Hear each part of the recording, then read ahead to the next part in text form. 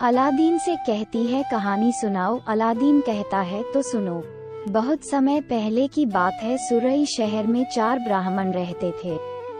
सभी के बीच अच्छी दोस्ती थी, लेकिन चारों मित्र निर्धन होने की वजह से दुखी रहते थे। गरीबी की वजह से सभी लोगों से अपमान सहने की वजह से चारों ब्राह्मण शहर से चले जाते हैं। सभी दोस्त आपस में बात करने लगे कि पैसे न होने की वजह से उनके अपनों ने उन्हें छोड़ दिया, घर में ही बेगाने हो जाते हैं।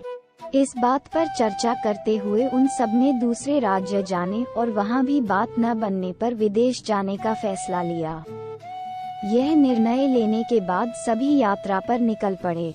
चलते चलते उन्हें बहुत प्यास लगने लगी, तो वो पास ही क्षिप्रा नदी में जाकर पानी पीने लगे।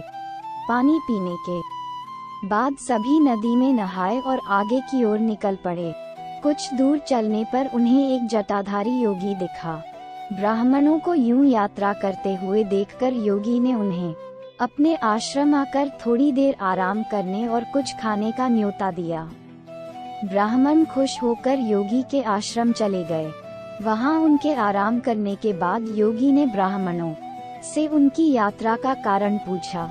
ब्राह्मणों ने अपनी पूरी कहानी सुना दी और कहा कि योगी महाराज गरीबों का कोई नहीं होता, इसलिए वो तीनों धन कमाकर बलवान बनना चाहते हैं। उनका निश्चय देखकर योगी भैरवनाथ बहुत खुश हुए। तब ब्राह्मणों ने उनसे धन कमाने का कोई रास्ता दिखाने का आग्रह किया। योगी के पास तप का बल था, जिसका इस्तेमाल करके उसने एक दिव्य दीपक उत्पन्न किया। भैरवनाथ ने उन ब्राह्मणों को हाथ में दीपक लेकर हिमालय पर्वत की ओर बढ़ने को कहा। योगी ने बताया, हिमालय की तरफ जाते समय ये दीपक जिस जगह गिरेगा, तुम वहां खुदाई करना। वहां तुम्हें बहुत धन मिलेगा। खुदाई के बाद जो भी मिले उसे लेकर घर लौट जाना। हाथ में दीपक लेकर सभी ब्राह्मण योगी के कहे अनुसार हिमालय की ओर निकल पड़े। बहुत दूर निकलने के बाद एक जगह दीपक गिर गया। वहां ब्राह्मणों ने खुदाई शुरू की। खोदते खोदते उन्हें उस जमीन में तांबे की खान मिली। तांबे की खान देखकर ब्राह्मण बहुत खुश हुए। तभी एक ब्राह्मण ने कहा, हमारी गरीबी मिटाने के लिए ये तांबे की खान काफी नहीं है। अगर यहाँ तांबा है तो आगे और बहुत कीमती खजाना होगा। उस ब्राह्मण की बात सुनकर उसके साथ 2 ब्राह्मण आगे बढ़ गए और एक ब्राह्मण उस खान से तांबा लेकर अपने घर लौट गया। आगे चलते चलते फिर एक जगह दीपक गिर गया। वहां खुदाई करने पर चांदी की खान मिली। ये खान देखकर तीनों ब्राह्मण खुश हुए। फिर एक ब्राह्मण तेजी से उस खान से चांदी निकालने लगा, लेकिन तभी एक ब्राह्मण ने कहा, आगे और कोई कीमती खान हो सकती है। ये सोचकर 2 ब्राह्मण आगे निकल गए और एक ब्राह्मण उस चांदी की खान को लेकर घर लौट गया। फिर आगे चलते चलते एक जगह दीपक गिरा, जहां सोने की खान थी। सोने की खान देखने के बाद भी एक ब्राह्मण के मन का लोभ खत्म नहीं हुआ। उसने दूसरे ब्राह्मण से आगे की ओर चलने को कहा, लेकिन उसने मना कर दिया। गुस्से में लोभी ब्राह्मण ने कहा, पहले तांबे की खान मिली, फिर चांदी की और अब सोने की। सोचो आगे और कितना कीमती खजाना होगा।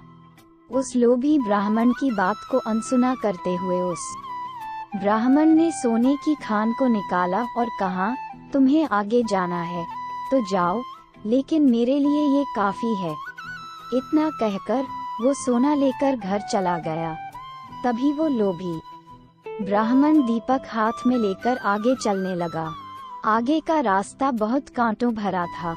कांटों भरा रास्ता खत्म होने के बाद बर्फीला रास्ता शुरू हो गया। कांटों से शरीर खून से लथपथ हो गया और बर्फ की वजह से वह ठंड से ठिठुरने लगा। फिर भी अपनी जान को दांव पर डालकर वह आगे बढ़ता रहा। बहुत दूर चलने के बाद उस लोभी ब्राह्मण को एक युवक दिखा, जिसके मस्तिष्क पर चक्र घूम रहा था। युवक के सिर पर चक्र को घूमता देख उस लोभी ब्राह्मण को बड़ी हैरानी हुई। लोभी ब्राह्मण काफी दूर तक चल चुका था, इसलिए उसे प्यास भी लग रही थी। उसने चक्र वाले व्यक्ति से पूछा, तुम्हारे सिर पर यह चक्र कैसा और क्यों घूम रहा है, और यहाँ पीने के लिए पानी कहाँ मिलेगा? इतना पूछते ही उस व्यक्ति के सिर से चक्र निकल गया और लोभी ब्राह्मण के मस्तिष्क पर चक्र लग गया।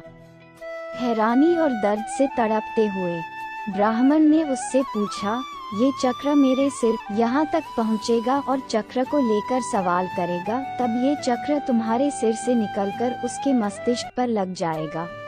फिर ब्राह्मण ने कहा कि ऐसा होने में कितना समय लग सकता है? इस सवाल का जवाब देते हुए युवक ने कहा, मैं राजा राम के काल से यहाँ हूँ, लेकिन मुझे पता नहीं कि अभी कौन सा युग चल रहा है। तुम इसी से अंदाजा लगा सकते हो कि कितना समय लग सकता है। इतना बताकर वो युवक वहाँ से चला गया और ब्राह्मण मन ही मन बहुत दुख हुआ और चक्र के घूमने से हो रहे दर्द से उसके आंसू निकलने लगे। कहानी से सीख, लालच हमेशा व्यक्ति को कष्ट और मुश्किल में डाल देता है, इसलिए हमें जितना मिलता है उसी में संतोष करना चाहिए और हर अवस्था में रहते हुए खुशी खुशी जीवन जीना चाहिए। कहानी से कुछ सीखे हो कि नहीं, कमेंट करो और रोज कहानी सुनने के लिए सब्सक्राइब कर लो। जय हिंद।